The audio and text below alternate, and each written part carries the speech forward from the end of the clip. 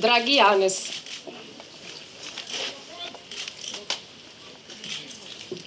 Črtomir je bil star ravno nekaj dni, ko se je začel cirkus na sodišču.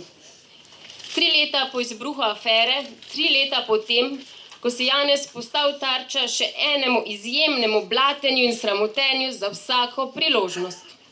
Kot da bi se kdo dogovoril z mano, kdaj bom rodila. Ukraden je bil skoraj vsak naš prosti čas, vsi ponedeljki, številni vikendi. Pred 10 meseci se je rodil Jakob in nekdo se je spomnil, da bi te sodišče po 2 letih ravno pravi čas lahko obsodilo. In so te. Tik preden je Jakob prišel na svet. Da se ne bi slučajno veselil novega življenja. Bolje, da si ranjena žival, bi rekli. Kakšna naključja, kot v pravljicah. Janez, skoraj 10 let je, kar naju je povezala ljubezen in v vsem tem času sem se od tebe ogromno naučila. Mi tudi. Tudi to, da do sedaj nisem srečala bolj iskrenega, skromnega in poštenega človeka, kljub mnogim talentom in izkušnjam, ki bi te lahko naredile ošabnega.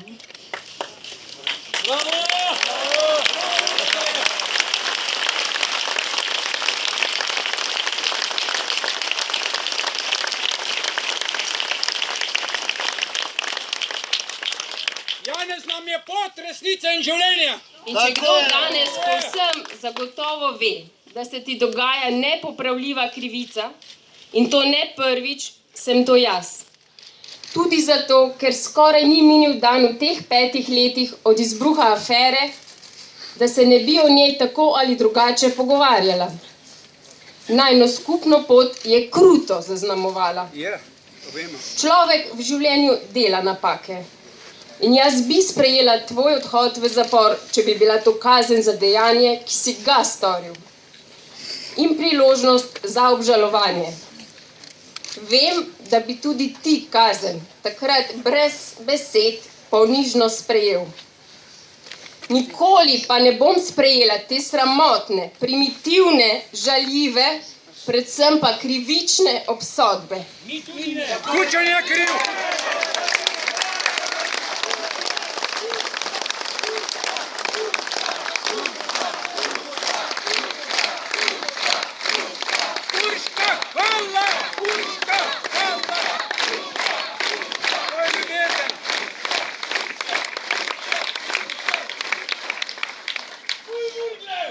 Jakob in Črtomir ne smeta spoznavati tega sveta brez tebe. Nihče nima pravice, da jima s prevaro in lažjo jemlje očeta.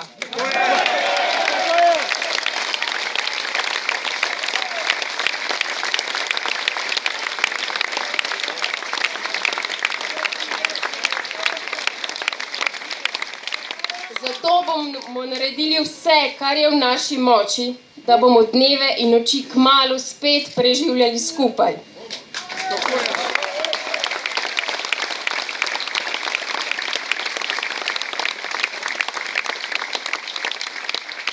Lahko te fizično ločijo od nas, ne morejo pa zapreti naše ljubezni in ne morejo ubiti resnice.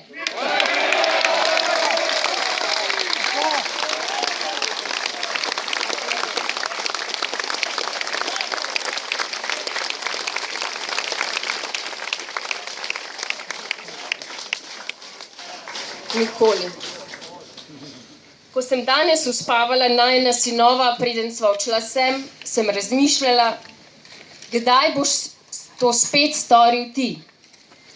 Janez, zelo kmalu, pravi srce.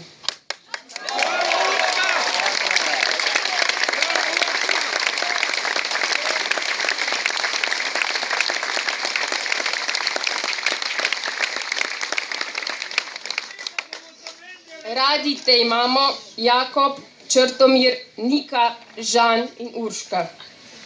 Hvala vsem, ki nam stojite ob strani.